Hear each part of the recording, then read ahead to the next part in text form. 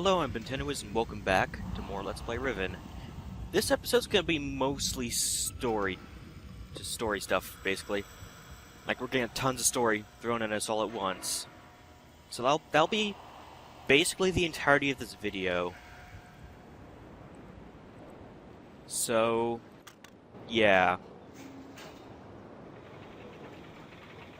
So I'll let you know if you don't want to know the story, which I don't know why you wouldn't want to know the story. The game prides itself on story. That's the best part of the game, really. If you don't want to know about the story, you just want to see the gameplay, I guess. If you're weird, I'll let you know when the story starts. That'll basically be the rest of the video. So anyway, we're going back to the rotating room.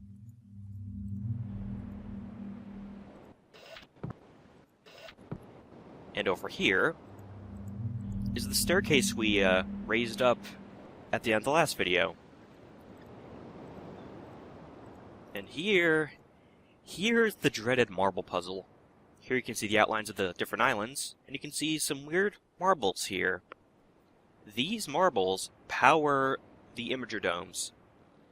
And that's why it's so important that you get the exact right color and the exact right place, because the domes won't be powered, and won't be able to use them. So, let's put them in their place, I guess. Oh, where'd that marble go? Went off screen for a second. Purple goes here. And yellow is not used at all. So, this is the correct solution to the marble puzzle. Once you have the marbles put in the right way, went too far. Flip the switch. And we see something interesting about the animation. Only the top part of the screen is animated, so we miss out on something.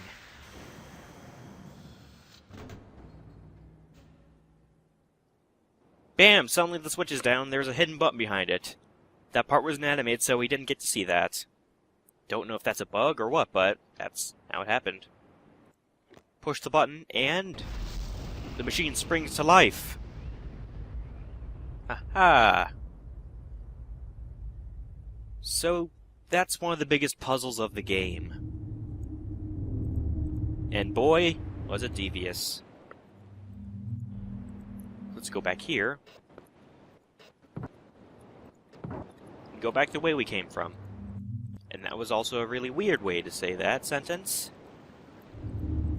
My talking has, really gone terrible since classes ended. So, you may be thinking, why am I going to a dead end? Well, it's technically not a dead end, like I said before. Hidden elevator. Bam!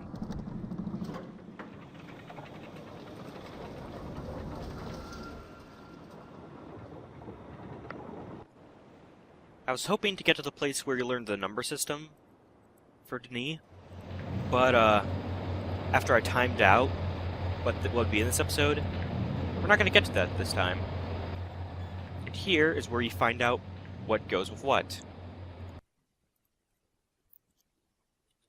Huh. That's a weird freeze. My cursor still works fine, but everything else is frozen. That's the first time I've seen something like that happen.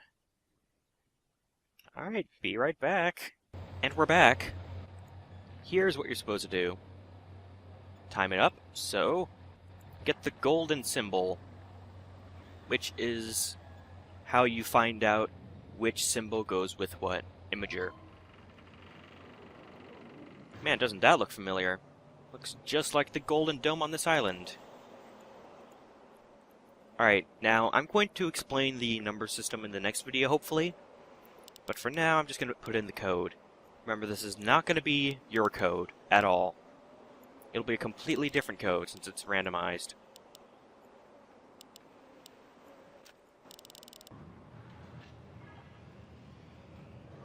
Ooh.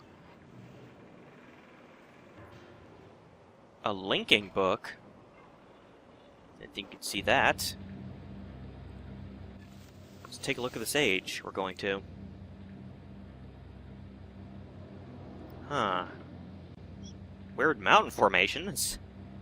Can almost guarantee you won't see that stuff in real life. But finally, we're going to a new age. There's a weird building with a dome on it. An upside-down dome, even. Not sure what this is about. Oh, great, we're in a cage. This seems familiar. And what's over here? A button. Let's push it, see what happens. And this is where the rest of the video is going to take place, just listening to some guy talk. So if you don't want to hear the story, just go to the next video, I guess. I don't know why you would want to hear the story, though. It's pretty important.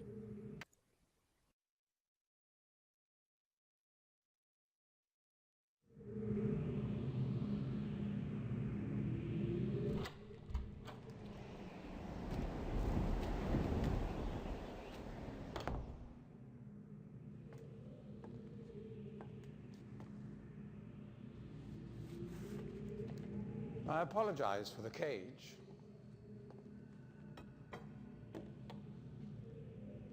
I'm afraid this situation has often required of me a more primitive code of conduct than I might otherwise have chosen. I am Gehn. I assume you've heard of me. Yes. Well, I suspect you have acquired some false information of who I am now. Not that my son would have lied to you about me. No, not Atris. It's just that, well, I'm sure he believes me to still be the depraved father I once was. Yes. I even tried to kill him once. God, if I had accomplished that, who knows what I would have become. A great father indeed, who tries to murder his own son. Thankfully, he trapped me on age 5, a prison of my own creation. No books, no precious inks, no ages to link to, nothing but my own foolish ambitions. That was 30 years ago.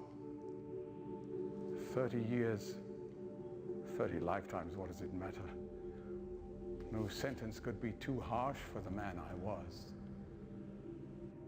But I have changed.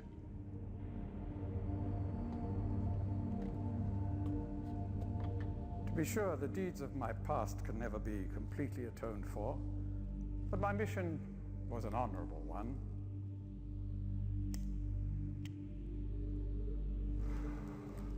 I'm sorry, this is all a bit awkward. It's been a long time since I've attempted to persuade anyone of my intentions. Most of the people here have already made their minds up about me one way or another. I myself do not trust the words of most men, so I don't expect you to believe me. In the end, though, you may discover that I do have more than mere words to offer.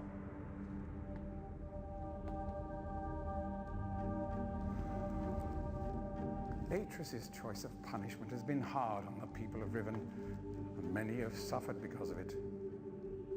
The island has been steadily decaying for years, but according to my most recent measurements, it appears that the 5th age has entered its final days. Unless the villagers can be relocated soon, the island will collapse entirely and everyone will perish. It has taken me a long time to do it, but it appears that finally I'll be able to make some substantial amends to my past transgressions, especially in... Well, I'm afraid I've had some trouble with Catherine and the moiety. In any society, there will always be a small percentage of the population with rebellious tendencies. Before Catherine appeared, the moiety, as they call themselves, had been relatively harmless.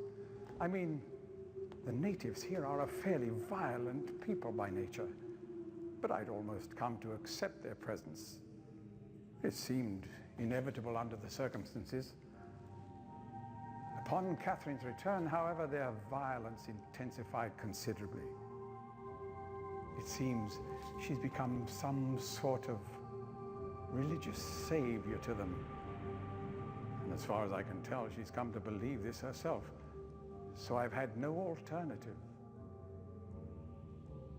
I had to separate her from her people. I must admit, though, that my concerns were not entirely for her safety alone. The actions of Catherine and the moiety have put my own life at risk on numerous occasions. Consequently, the lives of all the people here. Therefore, I must ask you to refrain from any attempt to free her. Although I'm sure Atreus desires it. Indeed, he must desire it with all his heart.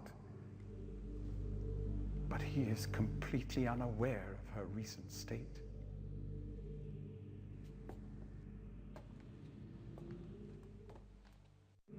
I know that you arrived in the Fifth Age with a book which was immediately stolen from you.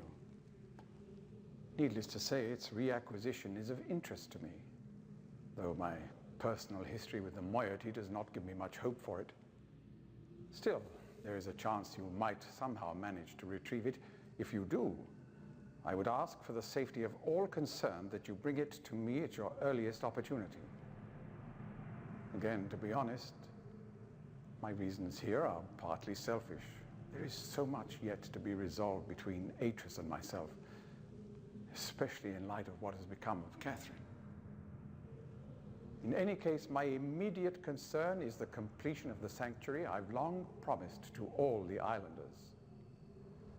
In the meantime, as a token of my good intentions, I will allow you free access to my linking books, crude though they may be, and to the rest of the Fifth Age.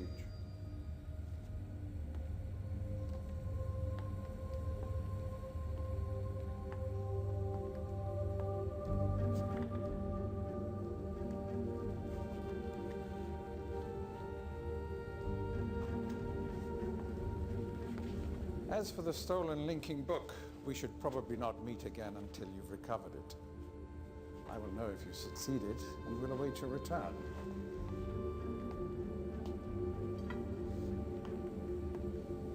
Good luck with your search. I hope to see you back here shortly.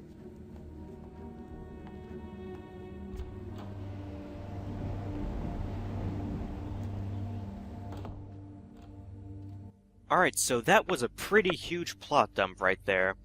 So Gehn wants us to believe that he's the good guy and Atreus is crazy. And also we've learned that Catherine and these moiety people have been working together. Guess they're a resistance group or some sort? I don't know. Anyway, Gehn was kind enough to let us use these linking books of his. So we are going to go to the jungle island.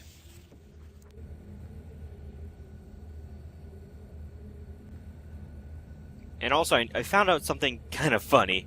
Gehn was saying, "Oh, I tried to kill my own son once. What kind of father would I be if I tried to kill my own son like that?" The thing is, Gehn had no way of knowing that Atreus did end up burning his sons to death. I mean, I don't know if the writers just thought that'd be funny to point that out. I don't know. Anyway, let's push this button here on the floor, and that is how we get out of the dome.